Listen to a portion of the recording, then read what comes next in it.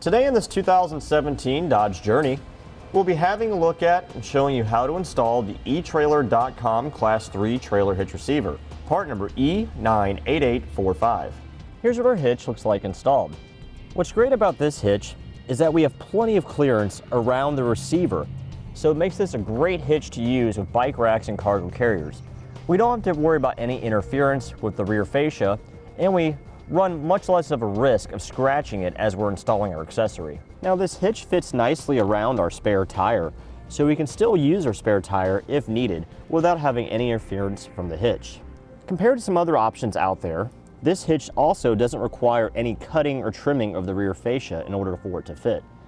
Makes your install a little bit easier. This hitch also features a very unique finish compared to other hitches out there. It has a carbide matte black powder coat finish, which is very durable and highly scratch resistant. So as we're installing accessories into a receiver, we don't have to worry about scratching it. Same with hooking on safety chain cables to it. Also, this finish will be very corrosion resistant, so you don't have to worry about our hitch rusting for a very long time. Now, even though this hitch has somewhat small openings for the safety chain hooks, even if you have a large one like this, you can still easily clip on and clip off. So it is very easy to use. On the side of our receiver, you'll find our industry standard 5/8 of an inch diameter hitch pin hole to secure your hitch mounted accessories with a pin and clip. We have a pin and clip available for you separately on our website. On the end of our receiver, you find this collar that's welded on. Not only does this give us a nice finished look, but it also does help reinforce the strength of the receiver opening. This hitch features a 400-pound max tongue weight rating, which is the amount forcing down, and a 4,000-pound max gross trailer weight rating, which is the amount it can pull. It does support the use of weight distribution, and when you're using that with your trailer, one thing to keep in mind, the numbers don't change, they stay the same. As always, you want to make sure you consult with the owner's manual of your Journey and not exceed what the vehicle is rated for. Go by whichever number's less. Many of our customers have found this hitch to be a great addition to their vehicle. It allows them to take all their gear with them, such as with their bike racks and cargo carriers, as they go on their journey. Now we'll give you some measurements to help you in choosing any hitch mounted accessory you may need, such as a ball mount, bike rack, or a cargo carrier. You're looking at about 13 inches from the ground to the top of the 2-inch receiver opening, and about 4 inches from the center of the hitch pin hole to the rearmost part of the back bumper. Now that we've gone over some features, we'll show you how to get it installed.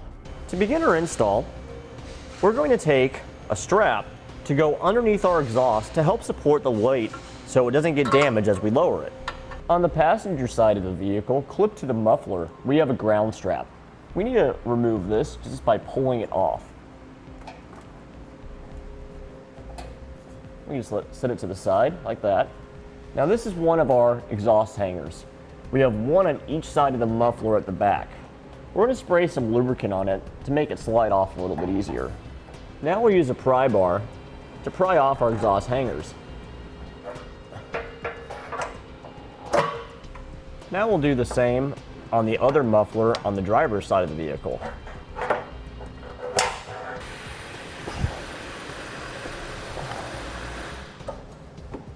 On the driver's side frame rail, on the inside edge, we have this wiring harness that's clipped to the frame rail.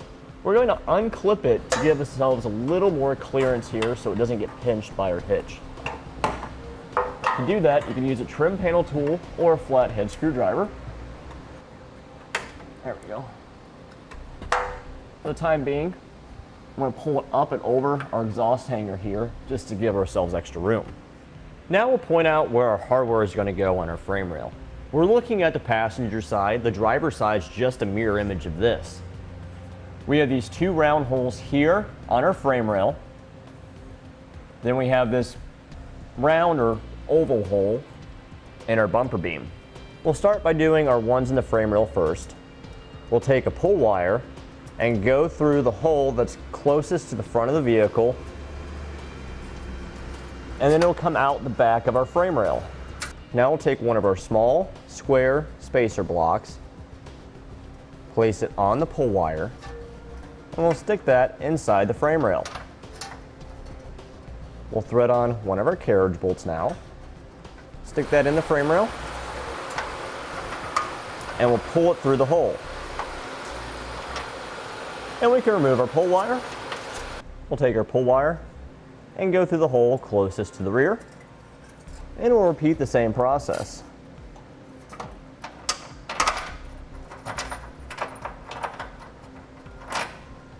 Now we'll take our pull wire and go through the oval hole in the bumper beam and out the side of it. Now we'll place on one of our large blocks, thread on our carriage bolt, place those inside the bumper beam.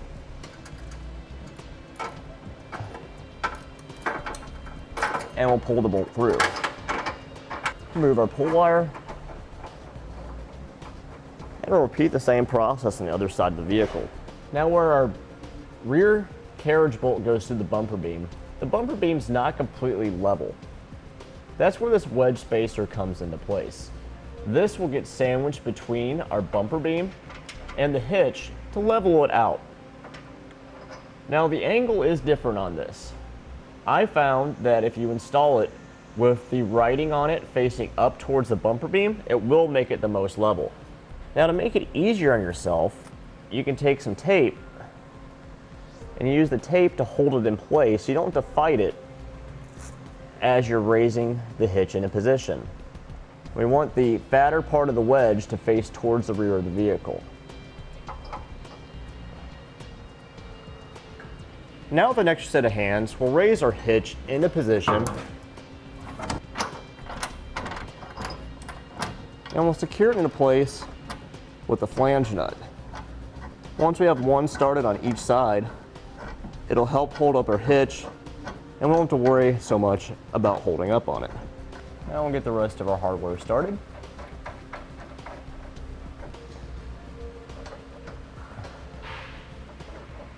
Now we'll tighten down all of our hardware.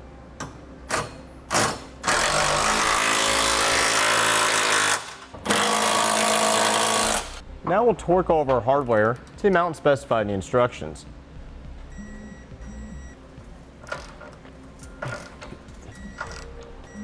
With our hitch now in place, we can now take our wiring back down and clip it into place where it won't get pinched. And we can raise our exhaust back up now.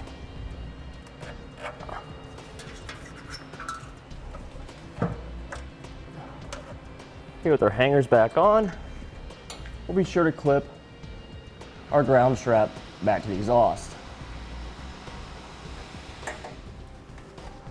With our exhaust back in place, we can now remove our strap that we used to support the weight.